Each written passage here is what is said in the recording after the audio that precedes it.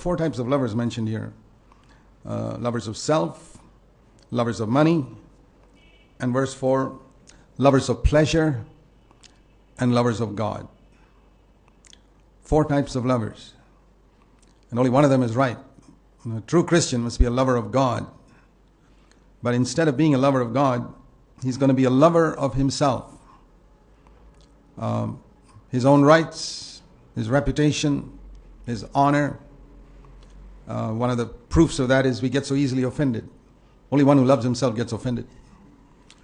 One who doesn't love himself but loves God never gets offended with anything that another person says or doesn't say, with anything that another person does or doesn't do. We get offended because we get hurt. Our self-life gets hurt by the way somebody treated us, by what we heard somebody said about us behind our back.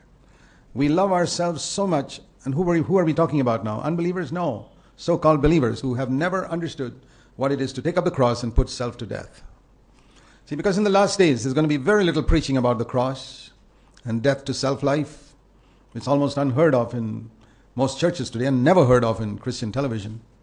And so when there's no preaching against death to self, self is going to flourish in the lives of many Christians. They won't even know that you cannot follow Jesus if you love yourself.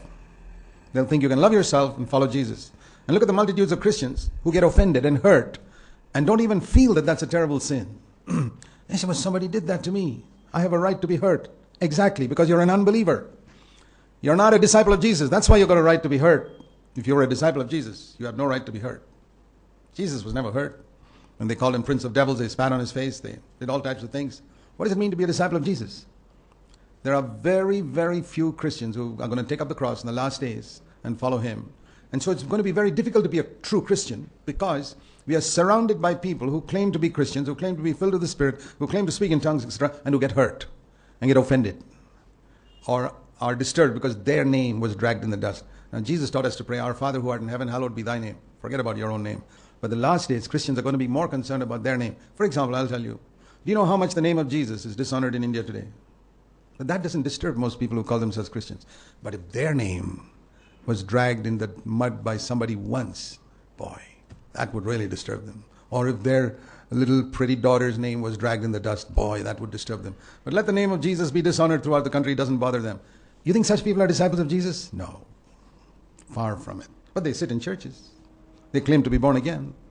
They claim to love the Lord. That is the amazing thing that the devil has done, deceiving them, that they love themselves from top to bottom, head to foot, and they think they are disciples of Jesus. So we can only warn you. Nobody can change you from being a lover of self if you don't want to be free from it yourself.